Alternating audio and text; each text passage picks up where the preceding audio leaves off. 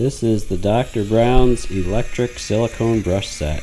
It has 2 speeds, 2 different heads, and a straw brush, as well as an internal lithium-ion battery which is rechargeable via USB. Now the brushes themselves are silicone, so they're extra easy to keep clean, as well as do a good job cleaning the insides, and I'll show you that in a minute. It does have a suction cup on the bottom, which makes it super easy to stand up and keep it standing up on your countertop when you're not using it or in between washing different tumblers. And it does have a water resistance rating here, which is handy because sometimes when you're cleaning out a mug or a tumbler, the water splashes back up on you, as I'll show you here. And this is the straw brush. As you can see, it's not motorized, it doesn't attach to the unit, but it just has a nice thread on it for you to insert into plastic, aluminum, or reusable straws and be able to clean the gunk out. Note that it is not dishwasher safe. Here's the slightly smaller sport head, they call it. This would be for maybe narrower cups that you can't get into with the big head, or just smaller jobs in general. It is also made of easy to clean silicone. And here's the USB cable that it comes with. It's USB-A to USB-C. The unit itself charges with a USB-C connection. And of course, it does not come with a power brick, so you're going to have a USB-A power brick or go out and purchase one, which they're not terribly expensive, but still, it's another product that doesn't come with the ability to actually use it. And this is roughly the size of the sport head versus the full-sized head, just to give you a little bit of perspective on how they vary in size. As I mentioned earlier, it does come with an internal lithium-ion battery. It's 3.7 volts, 1200 milliamp hours, and it uses a charge input of 5 volts at 0.6 amps. And the water resistant grade is IPX5 or S. I can't tell from the hard to read small print on this manual. But it's good to know that it has some water resistance to it. And this is how you switch between the 2 different heads. Again, the green heads here are the ones you can fit onto the actual unit. The straw cleaning brush does not actually fit on the unit. But here they are. This is the small sport one, and you just kind of snap it on in place. You really got to make sure the green is flush with the white so that it's snapped on there. Just give that a little run. Make sure it's not going to fall off. Yep.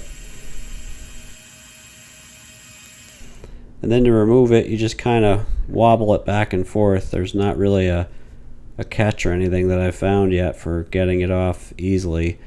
So you just kind of rock it back and forth, not too hard, you don't want to break it, but rock it back and forth there, and eventually it'll come off gently, and then you can just attach the other head. In this case, I'm going to attach the larger head. If you look carefully there's a little bit of a squareness to it. It's really an oval with flat sides to it. I don't know the geometrical term for that. Someone with a math degree could probably comment in the comments below as to what the name of that shape might be.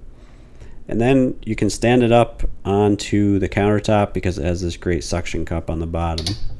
So here's the cleaning process. Essentially, you get it all charged up and you get your mug, your tumbler, whatever you want to clean, throw a little soap in there, a little bit of water, and then you just turn on the unit. The first click is lower speed and the second click is higher speed, and you really don't have to move it like I'm doing here. It does take some getting used to because it does all the spinning for you.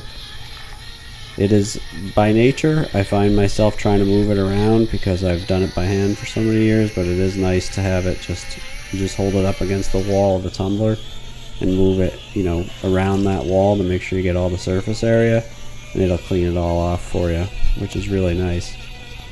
Now, I learned pretty quick here, you don't want to run the unit on battery power when you're doing the outside of a tumbler, because if you do that and it's wet, it's going to throw water everywhere. So you really only want to run the motor when it's inside of a tumbler. and give it a quick rinse, and you can see the inside is fairly clean. And then just rinse off the silicone brush, or run it through a sponge or something if it's got more stuff grit to it or stuff stuck to it from whatever you washed. But in my case, it didn't really have much on it, so I was able to just rinse it off and kind of wash it with my hand and some soap on my hands.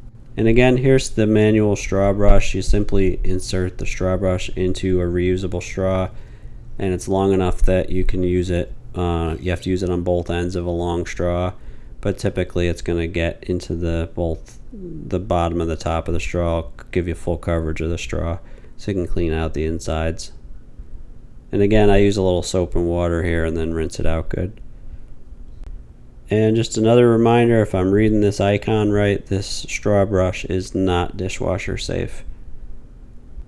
So here's how you charge the unit at the very bottom where the suction cup is when it's dry and when it's off. You can see there's a lock and an unlock. So when it's dry and it's off, you just give the bottom a little twist.